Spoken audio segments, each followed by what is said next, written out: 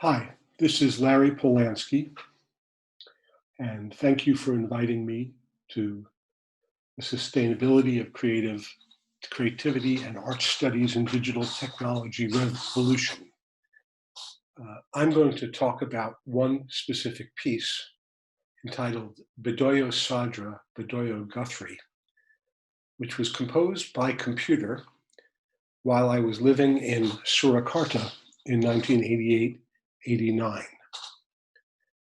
There are two versions of the piece. I'll be focusing mainly on one of them, which is much smaller. It's just for pelog, kemanak, and clarinet. The other version is for a large choir, lots of soloists, full Javanese gamelan, and kemanak. So I'm going to focus on this smaller one. Bedhaya Guthrie, Bedhaya Sadra, is a piece that uses what I call morphing. That is a continuous translation between, say, two melodies or two rhythms. That is turning one thing into another thing gradually. And that's the compositional method used here. I just read you my introduction here. Bedhaya Guthrie, Bedhaya Sadra is a set of computer-generated transformations of two melodies, Woody Guthrie's Ranger's Command and a melody written by the Indonesian composer Wayan Sadra. I want to interject here that Sadra, who passed away some years ago, was perhaps my closest friend when I lived in Central Java, and a composer that I admire tremendously, and a creative and thinker and artist as interesting as anyone I've ever known. So I had asked Sadra to participate in this piece as the co-composer, and he is credited whenever this piece is played as the co-composer. The work is a study in the mutation of one melody to another by means of simple melodic or morphological mutation functions. That is to say, by mutation, changing one thing into another. In this case, it's changing the Woody Guthrie tune into the tune that Sadra wrote, or vice versa. I asked Wayan Sadra to write a pelog melody with the same rhythmic structure as the Guthrie melody, but which would present interesting possibilities for transformation. He generously wrote several such melodies, one of which is used in this piece. I'm showing excerpts from a much larger paper about this piece that was published in Perspectives of New Music many years ago. It's quite extensive, and it's also somewhat mathematical, so I thought I'd just pull out a few examples of ideas in the paper. This is the melody for Ranger's Command, the Woody Guthrie tune. The Woody Guthrie tune is about a woman who goes along on a cattle drive, and when they are attacked by rustlers in the middle of the night, a rustler is a cattle thief in the old American West.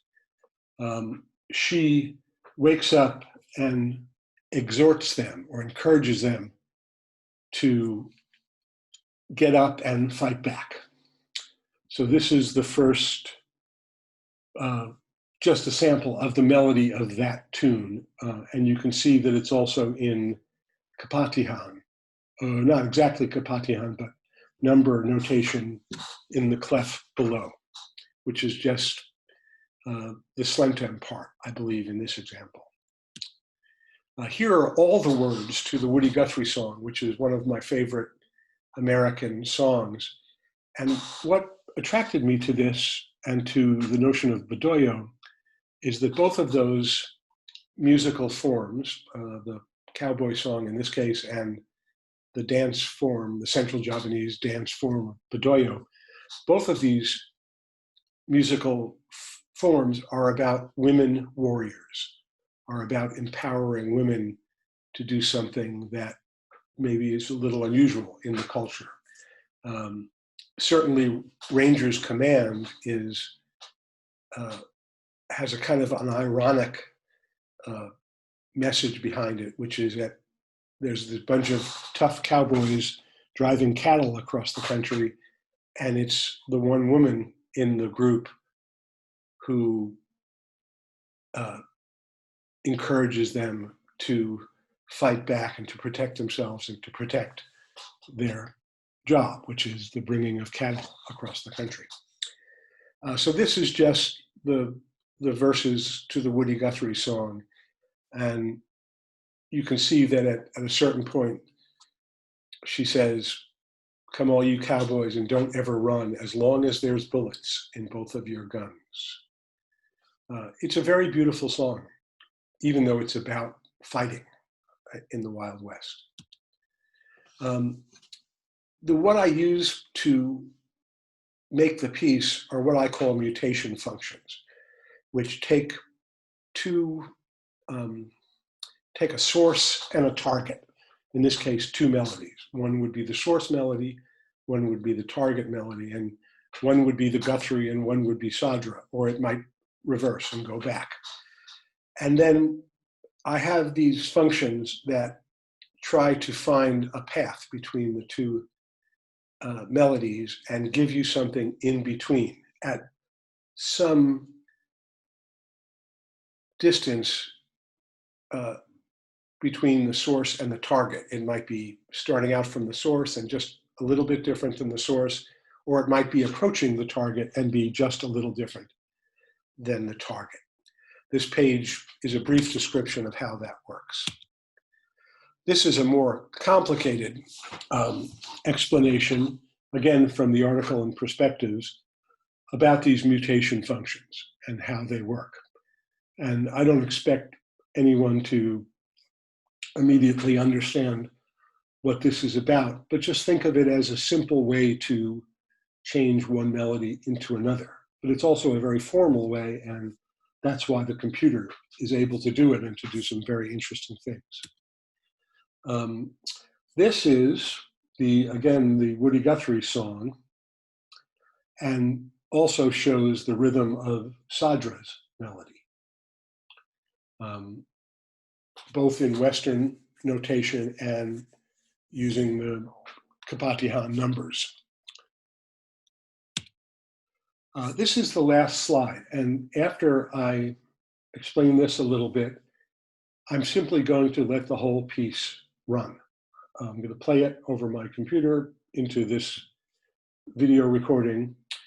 It's about 9 minutes long, so I'm not going to say much more. I will say that when I returned to the United States from Indonesia after a brief stop in Melbourne, where the Astra Choir performed the large version of this piece, my close friend, composer Daniel Good, one of the founders of Gamelan's Son of Lion in New York, and an extraordinary clarinetist and composer, decided to make his own clarinet version of the piece.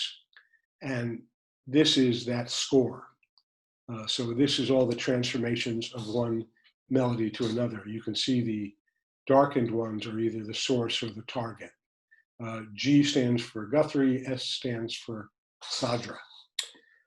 Dan performed this many times, and we often performed it with me playing pelog gendare, not with any classical chenkak or with any sort of formal plan. I simply improvised using all the chenkak I knew on gendare, which wasn't that many, although I studied with Sukamso for a year when I was in Surakarta.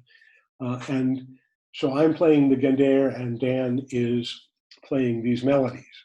And often we're in unison, or I'm listening to him and making the gendare accompany what he's doing. But in the recording of it, we also added kemanak. I have a set of 3 bronze kemanak, and they're sort of keeping some kind of beat or some kind of time. It's a very specific one, and it's very, very regular. And the kemanak, the 3 kemanak, simply explore all the possible ways that those 3 differently tuned kemanak could be played in a set of three. That is, all the possible combinations of the three kemanak are heard in the piece. When we do this piece live, we can't do that because he's busy playing clarinet and I'm busy playing gendare. But in the studio, we were able to add the kemanak part. So at this point, I think I've pretty much said all I want to say about this piece. It's, except that with regard to the subject of this webinar, this piece was written on a computer in my house in Central Java, in Surakarta.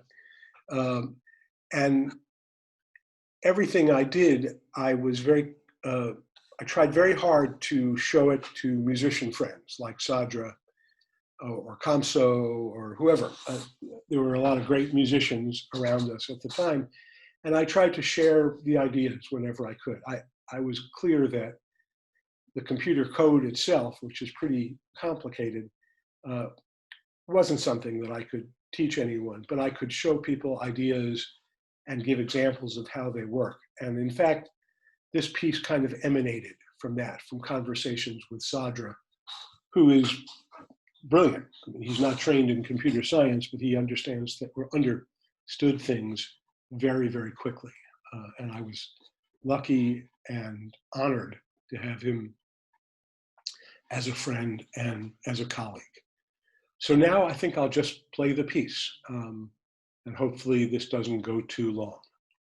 So here it is, Bedhaya Sadra, Bedhaya Guthrie, version for solo clarinet, pelog gendare, and kemanak.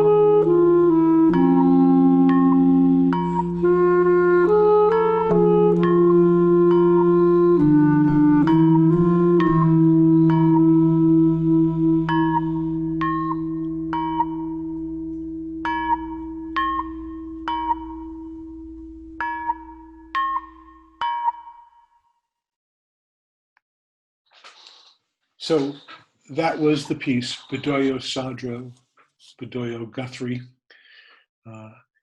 And again, I'd like to thank the people running this webinar for inviting me and letting me be part of it. It's been very nice to think about this old piece and its connection to Central Java and also technology. So thank you very much.